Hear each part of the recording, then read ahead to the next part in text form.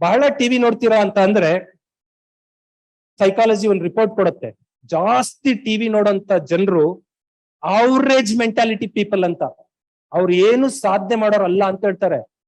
ಇವತ್ತು ರಾಘವೇಂದ್ರ ಸರ್ ನ ಟಿವಿಯಲ್ಲಿ ಗಂಟೆ ಗಟ್ಟಲೆ ಬೇರೆ ಬೇರೆ ಚಾನಲ್ ಬರುತ್ತೆ. ರಾಘವೇಂದ್ರ ಸರ್ ನೋಡಿದಾರ ಅಂದ್ರೆ ನೋಡೇ ಇರಲ್ಲ ಅದನ್ನ. ಷಡಕ್ಷರಿ ಸರ್ ಬಗ್ಗೆ ನ್ಯೂಸ್ ಚಾನಲ್ ಅಲ್ಲಿ ಬೇಕಾದಷ್ಟು ಬರುತ್ತೆ, ನೋಡಿದೀರಾ? ನೋಡ್ತಾ ಇರಲ್ಲ.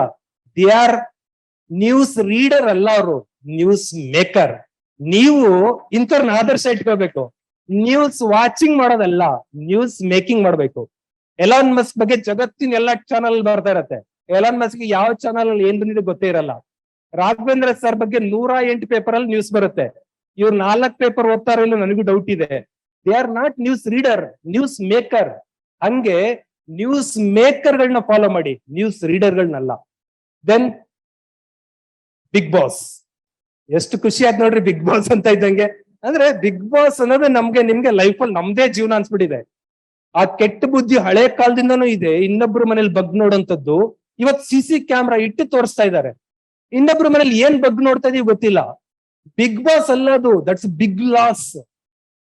ಯಾವುದೋ ನಾನ್ ಸೆನ್ಸ್ ಮಾಡಿದ ಕೆಲವೊಂದು ಪೀಪಲ್ಗಳನ್ನ ತಂದು ನ್ಯೂಸೆನ್ಸ್ ಮಾಡೋಕಲ್ಲಿ ಬಿಟ್ಕೊಂಡಿರ್ತಾರೆ. ಅಲ್ಲಿ ಯಾರಾದ್ರೂ ದೊಡ್ಡ ಸಾಧಕರಿದಾರ, ಅಚೀವ್ ಮಾಡಿದಾರ, ಏನ ಟಾರ್ಗೆಟೆಡ್ ಪೀಪಲ್ ಇದಾರೆ? ಏನೂ ಇಲ್ಲ. ಮನರಂಜನೆ ಮಾಡಕ್ಕೆ, ಎಂಟರ್ಟೈನ್ಮೆಂಟ್ ಮಾಡಕ್ ಬಂದಿದ್ದಾರೆ. ಜೀವನದಲ್ಲಿ ಎಷ್ಟು ಅಂತ ಎಂಟರ್ಟೈನ್ಮೆಂಟ್ ಬೇಕು ನಿಮಗೆ? ಎಂಟರ್ಟೈನ್ಮೆಂಟ್ ಲೈಫ್ ಅಲ್ಲ ಇದು, ಎನ್ಲೈಟನ್ಮೆಂಟ್.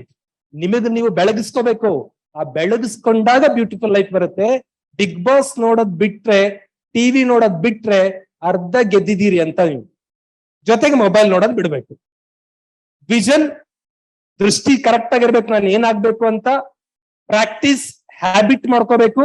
ಜೊತೆಗೆ ಅದನ್ನ ಹ್ಯಾಬಿಟ್ ಆಗಿ ಕನ್ವರ್ಟ್ ಮಾಡ್ಕೋಬೇಕು. ಕರೆಕ್ಟ್ ಆಗಿ ಪ್ರಾಕ್ಟೀಸ್ ಮಾಡಿ ಮುಂದುವರ್ಸ್ಕೊಂಡು ಹೋಗ್ಬೇಕು. ವಿಷನ್, ಪ್ರಾಕ್ಟೀಸ್, ಹ್ಯಾಬಿಟ್, ಮೂರನ್ನ ಫಾಲೋ ಮಾಡಿದವರು ಜೀವನದಲ್ಲಿ ಗ್ಯಾರಂಟಿ ಗೆಲ್ತಾರೆ. ಹ್ಯಾಬಿಟ್ ಮಾಡ್ರಿ ಅಂದ್ಕೊಳ್ಳೆ ನೀವೇನ್ ಮಾಡ್ತೀರಿ ಅಂದ್ರೆ ಹಿಂಗ್ ಮಾಡ್ತೀರಾ. ಜಿಮ್ ಮಾಡ್ಬೇಕು, ವ್ಯಾಯಾಮ ಮಾಡ್ಬೇಕು ಅಂದ್ಕೊಳ್ಳೆ ತೆಳ್ಳಗಿರೋ ಹುಡುಗರು ನಾಳೆ ಜಿಮ್ಗೆ ಹೋಗಿ ದುಡಿಯೂರು ಎತ್ತಕ್ ಹೋಗ್ತಾರೆ. ಬಹಳ ಜನರು ವ್ಯಾಯಾಮ ಫೇಲ್ ಆಗೋದೇ ಇಲ್ಲಿಂದ. ವಾಕಿಂಗ್ ಮಾಡ್ರಿ ನಾಳೆ ಅಂದ್ಕೊಳ್ಳಿ, ಯಾರೋ ವರ್ಷದಿಂದ ವಾಕಿಂಗ್ ಮಾಡೋರ್ ಜೊತೆ ಹೋಗ್ಬಿಡ್ತೀರಾ. ಅವ್ರು 5 ಕಿಲೋಮೀಟರ್ ವಾಕ್ ಮಾಡ್ಕೊಂಡ್ ಬರ್ತಾರೆ, ನೀವು ಅವ್ರ ಜೊತೆ ವಾಕ್ ಮಾಡ್ಕೊಂಡ್ ಬಂದು 1 ವಾರ ಜ್ವರ ಬಂದ್ ಮೇಲ್ಕೊಂತೀರಾ. ಯಾವಾಗ್ಲೂ ಹ್ಯಾಬಿಟ್ ಸ್ಟಾರ್ಟ್ ಮಾಡೋದು ದೊಡ್ಡ ದೊಡ್ಡ ಟಾಸ್ಕ್ ಮಾಡೋ ಮೂಲಕ ಅಲ್ಲ, ಚಿಕ್ಕ ಚಿಕ್ಕ ಟಾಸ್ಕ್ ಮಾಡೋ ಮೂಲಕ ಸ್ಟಾರ್ಟ್ ಮಾಡುದು. ಮೈಕ್ರೋ ಇನ್ಸ್ಟಾಲ್ಮೆಂಟ್ ಅಂತ ಕರಿತೀವಿ. ಅವ್ನು ನೋಡ್ರಿ ಎಷ್ಟು ಸಣ್ಣ ಡೆಂಬಲ್ ಇಟ್ಕೊಂಡಿದ್ದಾನೆ, ಮಕ್ಕಳಾಡೋ ಡೆಂಬಲ್ ಇಟ್ಕೊಂಡಿದ್ದಾನೆ. ನೆಕ್ಸ್ಟ್ ಹೆಂಗ್ ಇಟ್ಕೊಂಡು ಇನ್ನೊಂದು ಸ್ವಲ್ಪ ದೊಡ್ಡಕ್ಕೆ ಇಟ್ಕೊಂಡಿದ್ದಾನೆ, ಆಮೇಲೆ ಟೈರ್. ಹೀಗೆ ಹ್ಯಾಬಿಟ್ ಡೆವಲಪ್ಮೆಂಟ್ ಅಂದ್ರೆ ಹೀಗಿರ್ಬೇಕು. ಓದೋದೇ ಅಭ್ಯಾಸ ಇಲ್ಲ ನಿಮ್ ಮಗುಗೆ ಅಂದ್ರೆ ಇವತ್ತು ಅರ್ಧ ಗಂಟೆ ಮಾತ್ರ ಓದ್ಬೇಕದು. ಪಕ್ಕದ ಮನೆ ಮಗು 8 ಗಂಟೆ ಓದುತ್ತೆ ಅಂತ ಇದಕ್ಕೆ 8 ಗಂಟೆ ಓದಿಸ್ಬಾರ್ದು. ಅರ್ಧ ಗಂಟೆ, ನಾಳೆ 3/4 ಗಂಟೆ, ನಾಡ್ದ 1 ಗಂಟೆ, ಹಿಂಗ್ ಮೈಕ್ರೋ ಇನ್ಸ್ಟಾಲ್ಮೆಂಟ್ ಕೊಟ್ಟು ಒಂದ್ ಹಂತಕ್ಕೆ ಮಗು ಜಾಸ್ತಿ ಓದಕ್ ರೆಡಿ ಆಗತ್ತೆ. ಅವಾಗ ಮಾತ್ರ ಹ್ಯಾಬಿಟ್ ಫಿಕ್ಸ್ ಆಗೋದು. ಅದ್ ಬಿಟ್ಕೊಂಡು ಒಂದೇ ಸರಿ ಮಾಡಕ್ ಹೋದ್ರೆ ಹಿಂಗಾಗ್ಬಿಡತ್ತೆ. ಎದ್ದೇಳೋದಿಲ್ಲ ಡೆಂಬಲ್ಸ್, ಅದು ಇದು ಎದ್ದೇಳೋದಿಲ್ಲ. ಓಕೆ, ಲಾಸ್ಟ್ ಒನ್ ಟಾಕ್ ಹೇಳ್ತೀನಿ. ಪೇರೆಂಟ್ಸ್ಗೂ ಇಂಪಾರ್ಟೆಂಟ್ ಇದು. ಕೆಲವು ಪೇರೆಂಟ್ಸ್ ಹೆಂಗಿದೀವಿ ಅಂತ ಅಂದ್ರೆ, ನನ್ ಮಗು ಎಲ್ಲದೂ ಆಗ್ಬೇಕು. ಡ್ಯಾನ್ಸ್, ಕನ್ನಡ ಡ್ಯಾನ್ಸ್ ಬಂತ ಅಂದ್ರೆ ನನ್ ಮಗು ಡ್ಯಾನ್ಸ್ ಮಾಡ್ಬೇಕು. ಎದೆ ತುಂಬಿ ಹಾಡುವೆನು ಬಂತ ಅಂದ್ರೆ, ಅಥವಾ ಕರ್ನಾಟಕ ಸಿಂಗರ್ ಬಂದ್ರೆ ನನ್ ಮಗ ಹಾಡುಗಾರ ಆಗ್ಬೇಕು. ಚೆಸ್ ಬಗ್ಗೆ ನ್ಯೂಸ್ ಬಂದ್ರೆ ನನ್ ಮಗ ಚೆಸ್ ಕಲಿಬೇಕು. ಒಂದೇ ಮಗುಗೆ ಎಲ್ಲದೂ ಕಲ್ಸಕ್ ಹೋಗಿ ಮಗು ಏನೂ ಆಗದೆ ಉಳ್ಕೊಂತ ಇದೆ. ಜಗತ್ನಲ್ಲಿ ಅತ್ಯಂತ ದೊಡ್ಡ ಫೇಲ್ಯೂರ್ ಆಗ್ತಾ ಇರೋದೇ ನಮ್ಮ ಮಕ್ಕಳು ಇಲ್ಲಿಂದ. ಎಲ್ಲದೂ ಕಲ್ಸಕ್ ಹೋಗ್ತಾ ಇದೀವಿ ನಾವು. ಎಲ್ಲದೂ ಕಲಿಯೋದ್ ಅಗತ್ಯ ಇಲ್ಲ. ಸೈಕಾಲಜಿ ಹೇಳದ್ ನೋಡ್ರಿ, ಇಲ್ಲಿ ಮಧ್ಯ ಗ್ರೀನ್ ಇದೆಯಲ್ಲ, ಮಗು ಗೊತ್ತಿರುತ್ತಷ್ಟು. ಅದಕ್ಕೆ ಮಾತಾಡಕ್ ಗೊತ್ತು, ಲೆಕ್ಕ ಗೊತ್ತು, ಇಂಗ್ಲಿಷ್ ಗೊತ್ತು, ಹಿಂದಿ ಗೊತ್ತು, ಎಲ್ಲ ಗೊತ್ತು. ಪಕ್ಕದ ಎಲ್ಲೋ ಝೋನ್, ಹಳದಿ ಪ್ರದೇಶ ಏನಿದೆ ಅಷ್ಟನ್ ಕಲ್ತ್ಕೊಂಡ್ಬಿಟ್ರೆ ಹೆಲ್ಪ್ ತಗೊಂಡು ಮಗು ಜೀವನದಲ್ಲಿ ಗೆದ್ಬಿಡ್ತು ಅಂತ ಅರ್ಥ ಅದು.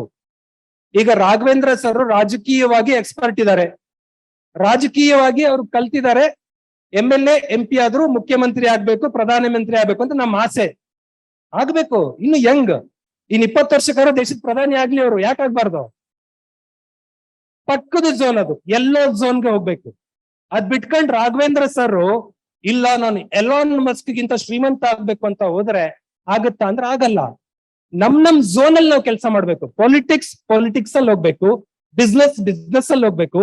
ನಿಮ್ ಮಗುಗೆ ಡಾಕ್ಟರ್ ಆಗುವಂತ ಎಬಿಲಿಟಿ ಇದ್ರೆ ಮಾತ್ರ ಅದು ಡಾಕ್ಟರ್ ಆಗುತ್ತೆ, ಇಲ್ಲ ಅಂದ್ರೆ ಅದಕ್ಕೆ ಟಾರ್ಚರ್ ಆಗತ್ತೆ. ಮೊನ್ನೆ ನೀಟ್ ಪರೀಕ್ಷೆ ಬಂದಾಗ ನಿಜವಾಗ್ಲೂ ಕುಸ್ತೋಗಿದ್ದೀನಿ ನಾನು. 180 ಮಕ್ಕಳು ಇಂಡಿಯಾದಲ್ಲಿ ಸುಸೈಡ್ ಮಾಡ್ಕೊಂಡಿದ್ದಾವೆ. ನಾನು ಸುಮ್ಮನೆ ಎಲ್ಲಾ ಪೇಪರ್ ಇಟ್ಕೊಂಡಿದ್ದೆ. ಪರ್ಸೆಂಟೇಜ್ ಎಷ್ಟು? 95% ಹುಡುಗರು ಅಪ್ಪ ಅಮ್ಮನ ಟಾರ್ಚರ್, ನೀನ್ ಡಾಕ್ಟರ್ ಆಗ್ಲೇಬೇಕು ಅಂತ ನೀಟಲ್ಲಿ ಗುಡ್ ರ್ಯಾಂಕಿಂಗ್ ಬಂದಿಲ್ಲ. ಆ ಮಕ್ಕಳೆಲ್ಲ ರೈಲ್ವೆ ಟ್ರ್ಯಾಕಿಗೆ ಬಿದ್ದಿದಾವೆ, ಫ್ಯಾನಿಗೆ ಬಿದ್ದಿದಾವೆ. 150 ಮಕ್ಕಳು ಒನ್ ಡೇ ರಿಪೋರ್ಟ್ ಇದಾವೆ. ನೆಕ್ಸ್ಟ್ ಏನಾಯ್ತು ಗೊತ್ತಿಲ್ಲ. ಇದಕ್ಕೆಲ್ಲ ಕಾರಣ ಯಾರು ಅಂದ್ರೆ ಮಕ್ಕಳಲ್ಲ, ಆ ಮಕ್ಕಳ ಕೆಪಾಸಿಟಿ ಗ್ರೀನ್. ಪಕ್ಕದ ಎಲ್ಲೋ ಹೋದ್ರೆ ಸಾಕು ಗೆಲ್ತಾನೆ. ಇವತ್ತು ಡಾಕ್ಟ್ರಿಗೆ ಎಷ್ಟು ಸಂಬಳ ರೀ? 1.5 ಲಕ್ಷ ಸಂಬಳ. ನನ್ ಸಂಬಳ ಎಷ್ಟು? 1,25,000. ನನ್ ಡಾಕ್ಟರ್ ಅಲ್ಲ. ಇನ್ 25,000 ರೀಚ್ ಆದ್ರೆ ನನ್ ಡಾಕ್ಟರ್ ಸಂಬಳ ಬರುತ್ತೆ. ಡಾಕ್ಟರ್ ಆಗ್ಬೇಕಂತ ಯಾಕೆ? ಈಶ್ವರ್ ಸರ್ ಇನ್ಕಮ್ ಗೊತ್ತಾ ನಿಮಗೆ?